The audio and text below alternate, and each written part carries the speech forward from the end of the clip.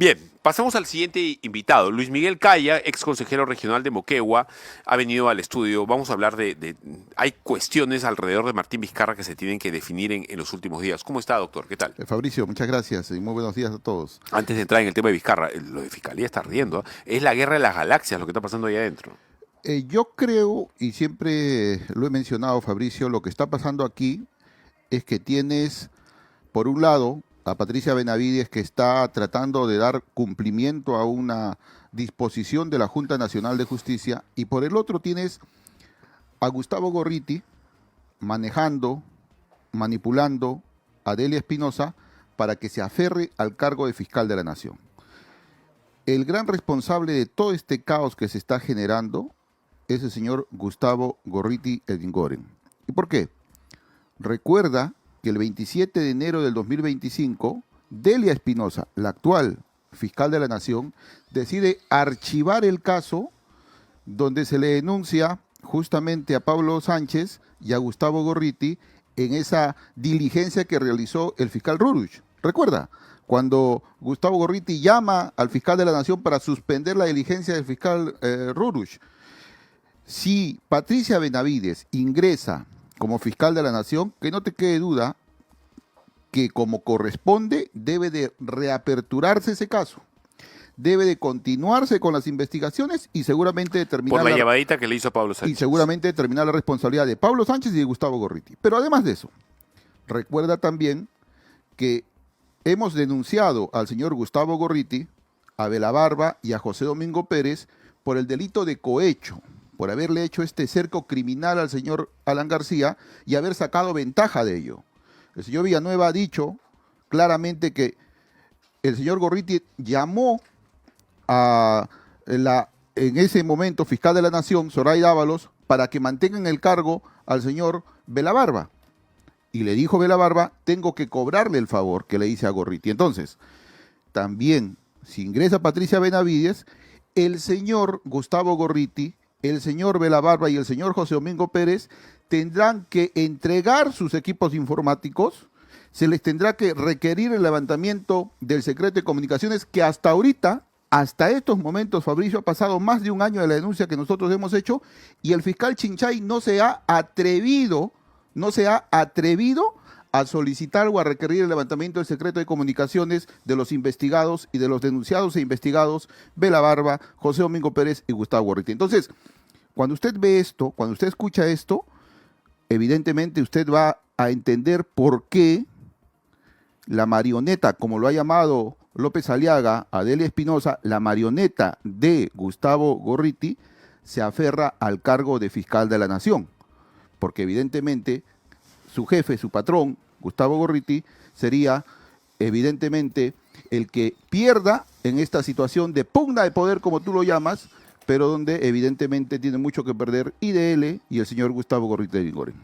Quiero recordar con usted una nota que ha salido ahora en la mañana sobre Delia Espinosa, una especie de crónica de lo que ocurrió ayer. Porque quiero comentarla para luego enlazar con el tema Vizcarra, que es importante. Fiscalía ha pedido al Poder Judicial realizar 2 audiencias por semana en el juicio oral contra Martín Vizcarra por cohecho pasivo propio, porque en 8 meses solamente se han avanzado 28 declaraciones. Vamos a una pequeña, vamos a ver la nota y luego lo comentamos. Lo que está pasando en el Ministerio Público no es un problema interno más, es una crisis que afecta directamente al sistema de justicia del país. La gente lo ve desde afuera y tal vez se pregunte, ¿qué está pasando? ¿Por qué tanto escándalo entre fiscales? A ese paso, ¿a dónde vamos a llegar? Entonces me siento muy indignado, ojalá que todo se solucione. Todo es un caos, se raíza el mal ahí. Como peruana, ¿cómo se siente? Impotente, de verdad, da vergüenza lo que está pasando en el Perú. Este martes, desde temprano, se esperaba la llegada de la fiscal restituida por la Junta Nacional de Justicia. Se hablaba de que entraría con seguridad y tomaría posesión de su cargo, pero la espera fue en vano. Afuera del Ministerio Público, agentes y personas vigilaban la escena con tensión. ¡Urgente! ¡Urgente! ¡Reforma judicial! ¡Rojos miserables! ¿Cuánto te han pagado? Frente al edificio, la situación se desbordó. Grupos con pancartas y megáfonos se congregaron. Unos apoyaban a Delia Espinosa, otros la acusaban de usurpar un cargo que ya no le corresponde. Están como títeres de Gorriti. ¡Títeres de Gorriti!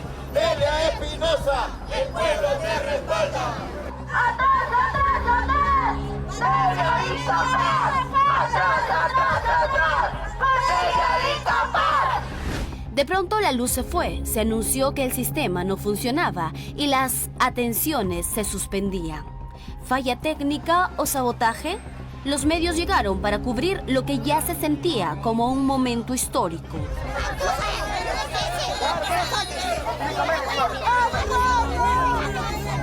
En plena crisis apareció Samir Villaverde para hacer trámites y, cómo no, hablar con la prensa. El caos se había convertido en escenario mediático. Bueno, mi estudio tiene varios casos y justamente estamos viniendo a ver uno de ellos y me doy con la sorpresa de que cuando hemos ingresado en el Ministerio Público no había luz, parecía prácticamente que estuviera en guerra. La crisis en la Fiscalía se agudiza tras el caos en la sede de Abancay, donde Espinosa se mantiene en el cargo, pese a la resolución de la Junta Nacional de Justicia. La incertidumbre sobre quién tiene el control evidencia una profunda fractura en el Ministerio Público, mientras la figura de Patricia Benavides sigue generando tensión. Unos la acusan, otros la respaldan. El Estado permanece estancado. ¿Hasta cuándo seguirá esta parálisis? ¿Quién restablecerá el orden? Lo que está en juego no solo es un cargo, es la estabilidad de un poder del Estado. Y en democracia, eso no puede esperar.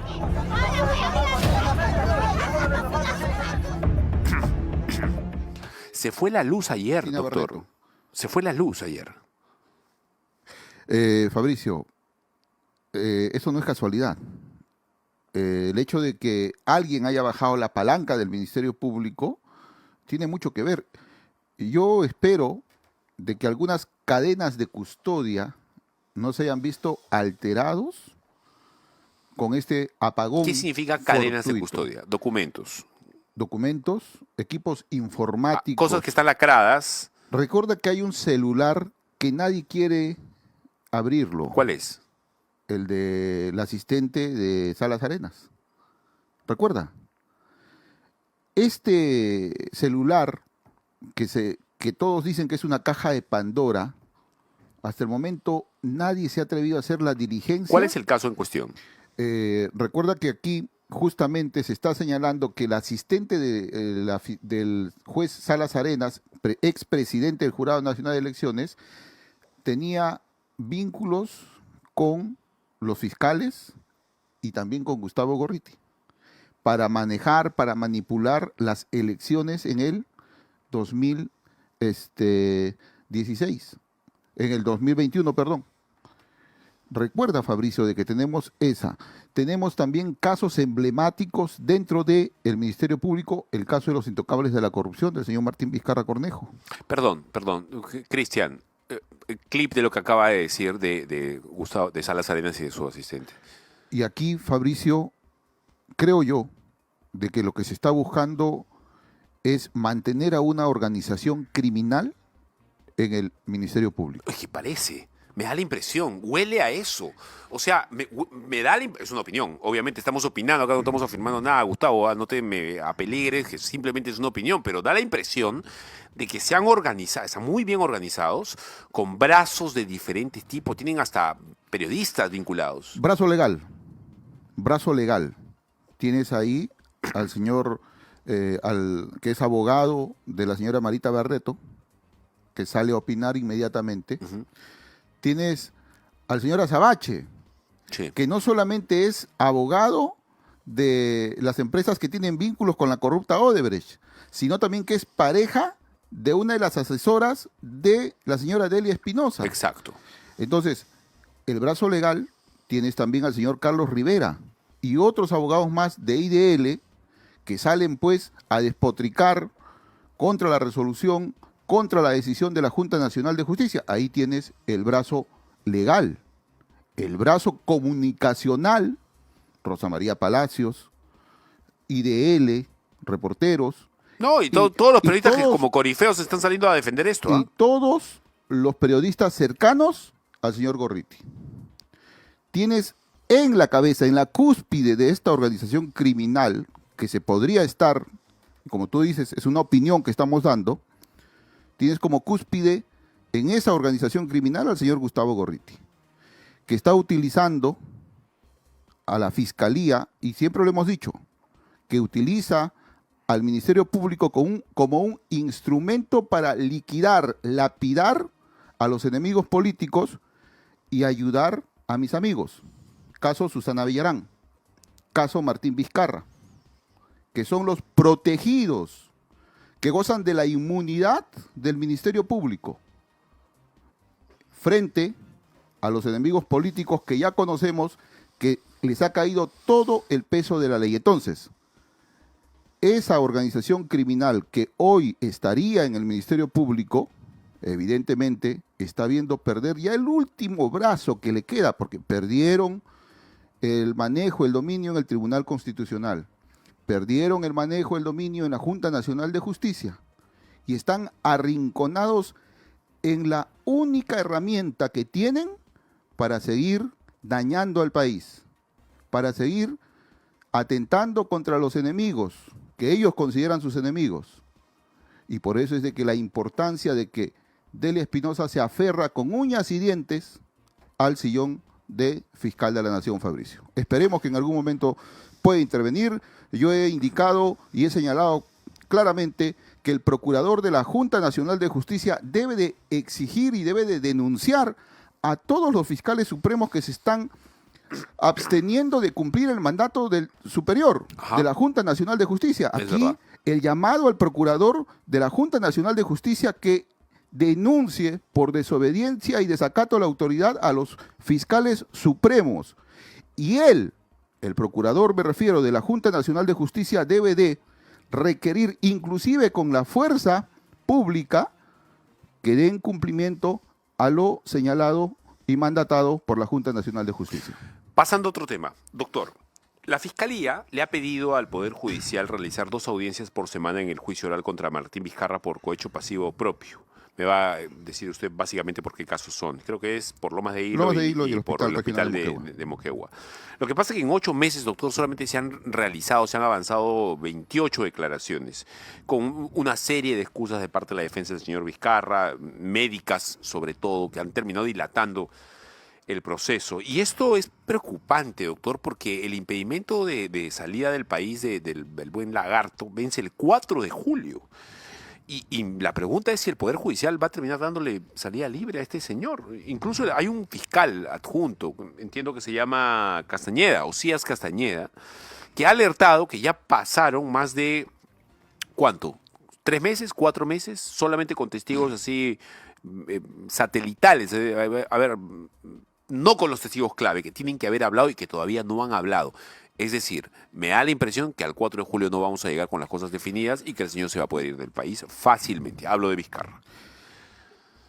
Fabricio, el señor Martín Vizcarra ya tiene comprado su boleto de avión, porque el 5 de julio el señor Vizcarra puede desplazarse por todo el mundo. No tiene ninguna restricción para salir del país.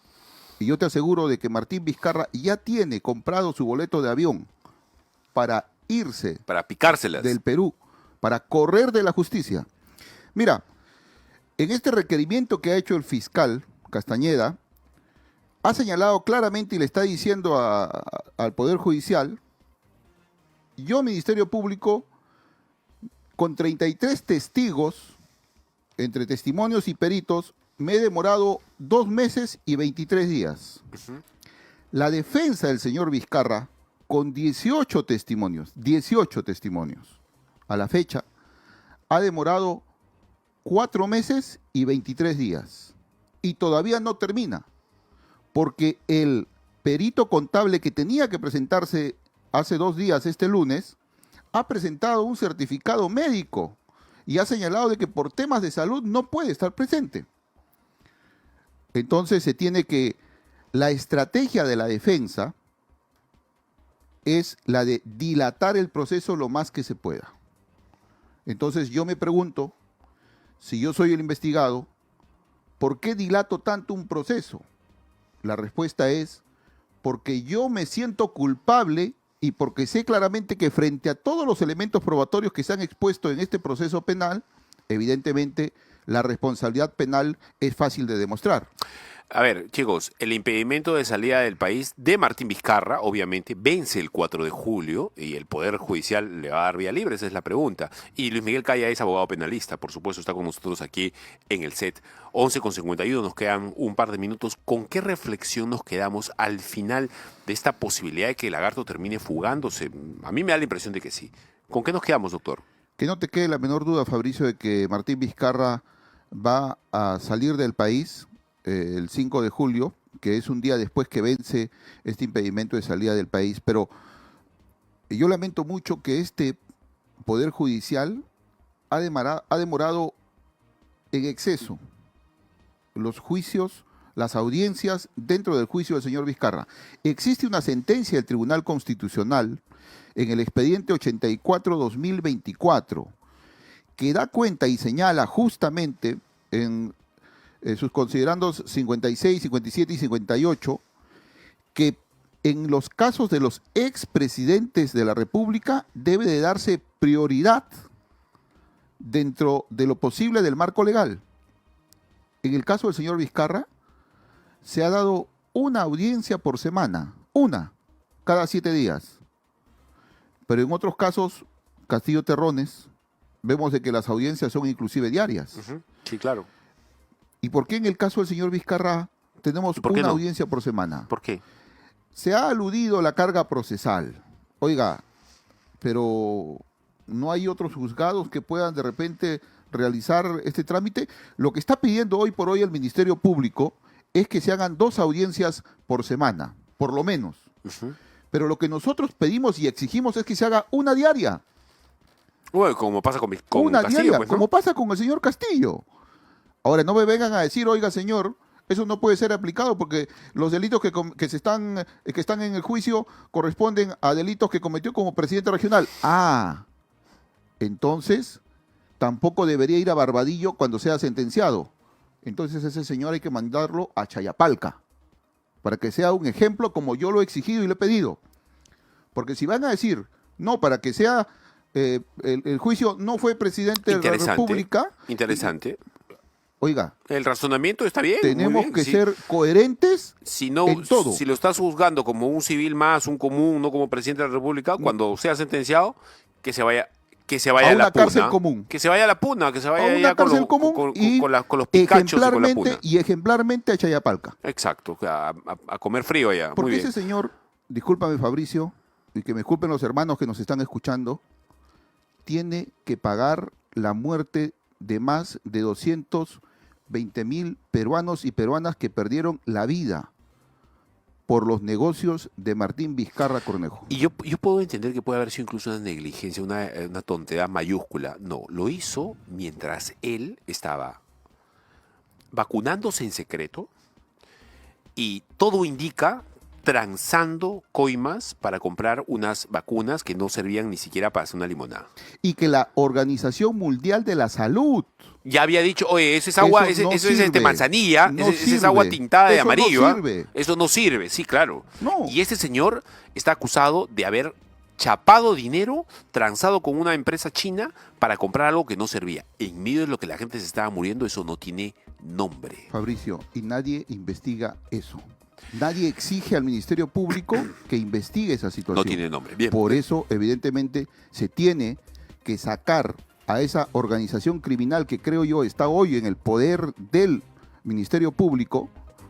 Vuelvo a decirte, en la cúspide, Gustavo Gorriti, Delia Espinosa, Zoraida Ábalos, Pablo Sánchez y muchos otros fiscales más deben de ser inmediatamente inspectorados del Ministerio Público. Y de una vez por todas vamos a tener un Ministerio Público que cumpla su función. Correcto. Y su labor establecida en la Constitución Política del Estado, que es perseguir el delito. Muchas gracias, doctor. Las gracias a ti, Fabricio. Luis Miguel Caya ha estado con nosotros, abogado penalista. Se acabó el programa. Volvemos mañana. Dios les bendiga.